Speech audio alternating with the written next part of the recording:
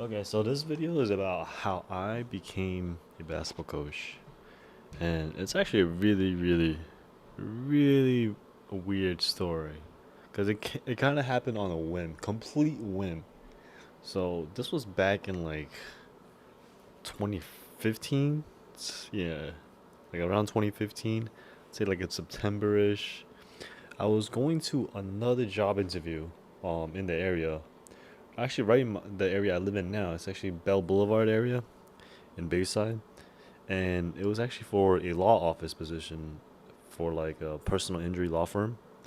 And I actually got that job too, surprisingly. So I went to the interview, and after the interview, I was just like, kind of like, I wasn't feeling that confident because I was just like, it went well, but it wasn't like guaranteed in the bag. Like, oh, I guaranteed got that job, which I was kind of like surprised that I actually did get. But yeah, I got the job there, and then but I didn't know right away. So after I left the place, I went to go walk around in the area, and I'm quite adventurous. I'm kind of spontaneous, quite adventurous. So I walked maybe like 2 or 3 blocks just to like see the area, see the neighborhood, because I'm not there that often. And Bell Boulevard is pretty like pretty lively. It's pretty safe, pretty lively at this time. So I'm walking around, walking around. I stumbled upon this little gym, and something compelled me just to like go inside. I don't know what it was. Something just compelled me to go inside this random building that was kind of, it looked abandoned, like there's nobody there. But I walk in, it didn't look like a gym from the outside too. But it said like it had the words that said like, oh, this is like a training facility or something like that. So I walked in, the lights were all closed, but then I started walking around in the gym. It was all lights closed. I'm like, oh, this is a pretty nice place. And then someone comes down from upstairs, and he's the owner. I'm like, oh, like nice to meet you. Da da da da. I told him that I was in the area for an interview, and I'm just looking for a job. And he was like, oh, if you're looking for a job, we actually, you know, have. Well, I don't know how the conversation even came about because he was just like telling about like because I asked him. I was like, oh, what is this place like, I walk into this place and it's like a nice little gym. And he's like, oh, this is like CK Sports and da da da, like this little program. And I'm like, oh, I used to go to CK Sports when I was a younger kid, when I was in high school, right? When I was like 13, 14 years old. I used to go here as a student. And he's like, oh, that's really cool. Like, we still have training and coaching and this and that. And I'm like, oh, that's really awesome. And he's like, oh, if you're looking for a job, we actually are looking to hire an assistant coach at our junior high school uh, group, in Whitestone, I think. Yeah, in Whitestone, Flushing area. So he extended offer for an assistant coach position. And I'm like, oh, that sounds amazing. I'll take it. Like I'll definitely come. Send me the details. I'll definitely come and see what's going on. And at this time, I don't have any coaching experience. Like I've never spoken in front of like a group of kids. I've never like explained basketball drills before. This is literally like my first opportunity to even like be involved in basketball. And after this first day, like I don't remember if I got paid or not, but I did he did pay me, but he paid me like 15 or 25 an hour. I don't remember, but he paid me though, which was kind of crazy because I was like, oh, like I'm just here to learn. Like I don't even know how to do any of this stuff. But later down the line, I did like there was opportunities where um he the head coach would let me like explain some basketball drills. So like, I think like maybe the first week I was kind of just observing. Then the second class that I don't know if it was like within the same week, but the second class that I attended, he made me like teach like a dribbling drill or whatever. And I was don't like don't get me wrong, I was nervous. Like the first day I was even nervous because there was a lot of kids. It was like maybe I would say like 20 kids, 20 to 25 kids over there the first day. And I was just like, wow, that's a lot of kids to be in front of, you know? And it took some time to get used to. Like the second class, when they had me explain the drill, like one of the dribbling drills, I was a little bit, nervous and stuff, but it went well. Like, there was, it was really like, they didn't really just throw me into the fire. They really like kind of eased me into it. So I kind of got more comfortable. And throughout the weeks, my experience gained, and then like I actually worked there for quite a long time. I think I stayed there for like a year, half a year, maybe, like maybe around a year. That's kind of like how it all began. Like just this random opportunity came just from me walking around in this neighborhood. It's so crazy now that I think about it. And even the head coach, like he and I are still like friends till this day. He's an old dude, but I surprisingly I actually played his son when I was younger. I didn't even know.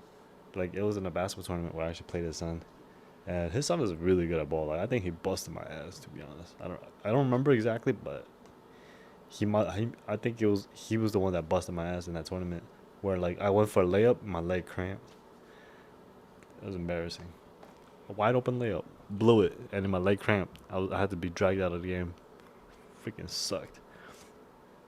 But yeah, it just goes to show, like, if you just put yourself in positions where you can succeed, like going to places where you want to be, the law of attraction will get you what you want. At this time, I didn't know I wanted to be a basketball coach. At this time, I didn't know that this is what I was looking for. I was just looking for a job. I was actually willing to do anything, but I didn't want to do anything that involved too much physical labor. You know what I mean? Because I'm a smart guy. I don't like getting my hands dirty, if that makes sense. I went to college for a reason. Because when I was growing up, bro, I used to wash dishes. I remember I went to a restaurant. This is what I used to do. I used to go to like businesses, like random businesses, door to door, you know, literally door knocking for a job. I've done that. It's humbling, and you think it's easy to make money, bro? It's not. Like when it's easy, it is easy. When it's hard, it's hard. When you really need that bread and you can't figure it out, it gets hard sometimes. When you do figure it out, the money keeps flowing in. But there's times where there's a drought in the pocketbooks. But you just have to keep your head up, keep going forward, keep looking, and the law of attraction will pull you towards what you want, right? So, for me, at the time, I was looking for a job, looking for any way to make money, and that it came to me. It really all came to me. You just keep looking, and then the people that will find are looking for you will find you, and the people you are looking for you will find. But if you don't even seek what you're looking for, then you're not gonna even find it. Let's say you're looking for a girlfriend. If you stay at home every freaking day, you're not even going outside to the gym or going out to the supermarket or going out to the anywhere, just going out in public. You're not gonna meet somebody. You're just on your phone scrolling, trying to like swipe right on Tinder or whatever. Like you're not gonna meet anybody. You know what I'm saying? Like go out to these places where females actually are. Like the normal ones, the ones that aren't like seeking super or like validation on these dating apps, like just regular females. There's so many out there. You just gotta find them, and just put yourself in positions where you can find them. Right. That same goes for a job. Same goes for finding, uh, you know, whatever you're looking for. A job, girlfriend. You know, what else could you look for? I don't know. Like new opportunities, basically, like businesses or whatever. Like these kind of things. Just gotta go out there and put yourself in those situations where you can succeed. Personally, I found the most success where you kind of don't even think about the current, like the current circumstance, like in a negative light. Like if you view it as like not that negative, like let's say you're going out looking for a job. Some people can be like, oh, this is such a drag, like oh my god, like I have to go out, embarrass myself, this is so blah, blah, blah, like but there's another way you could look at it as like, oh, I'm getting to go outside, meet all these new people. I don't actually have to work right now, but I got the opportunity to engage with all these new businesses, right? Meet these new people and see if I can help them out, right? That's kind of like if you change your mindset to that, you'll have a better chance of having a good time doing something that you don't even like doing, to be honest. Right? Like no one really likes looking for a job. No one really likes going looking for a girlfriend or freaking going to the gym, whatever. Like it's just you just have to change your mindset of how you look at these things. Like that. It all starts with like gratitude, being grateful for even having legs to walk on to get to these jobs. You know, some people don't even have a car to drive. To drive to an interview. Some people don't even have freaking Good looks. They don't even have a suit. Like, there's people that don't even have like a good resume. There's a lot of things where you have an advantage, and you should really be, pretty happy about that. Cause it's tough. It's tough to be out there and trying to like be kind of like vulnerable, if that makes sense. Like you're putting yourself out there and putting yourself in front of people, and you're gonna get judged. You're gonna get, you know, criticized sometimes maybe. Like, oh yo, get away! You're bothering me. But like, it's just life, You do. It's just you gotta take it one day at a time. And I honestly think that when when you die, it's mostly about the amount of people that you helped. Those are the type of people that will remember you. Because it's tough to like make a lasting mark in this world, unless you're like Elon Musk or like Jeff Bezos. You know, to leave your mark on just your neighbor, or like the people that you're helping. That that can be your contribution to the world. It's really tough to be that impactful like these other guys, but doing your best daily, that's all you can ask for, And you want to be remembered as being a good person, you know. You don't want to be fucking like such a dickhead to everybody. Then if you're dead and gone, like no one's gonna miss you. You know what I'm saying? You don't want that, you know. Like when I was getting this job for coaching, like I was not even worried about the money. For me, it was more like, oh yeah, like I don't mind helping you coach. Like I don't mind like coming here to, because for me there was two benefits. Like for me, I get a new job, I get a new opportunity to learn a new experience, and for them they get a new employee. So it's like a super super symbiotic relationship. They benefit, I benefit, and it all goes, you know, hand in hand. But I was just very blessed to even have that opportunity. I was able to work there and pay for my college because of that job. Otherwise I would have had to take like more loans, and that would have been such a headache. But I was able to save up money from working there and pay for college. You know, working there, working at the law office. So I had like two jobs at the time, and I was doing real estate. So I had three jobs. I was very busy at the time. So it just goes to show like success comes to those people that just are relentless. Just like if you just put yourself out there and you're relentless and you just keep doing it, keep doing your thing, good things will happen. Even if they don't come right away, they'll happen eventually. You know what I'm saying? For me, it came very abruptly that day. But that doesn't say that I didn't try before and I failed. There was days where I remember I went to all the way to Astoria. I live in Flushing or Bayside. I went all the way to Astoria because I was like, oh, Astoria has a lot of businesses and bars, and I just got my bartending license.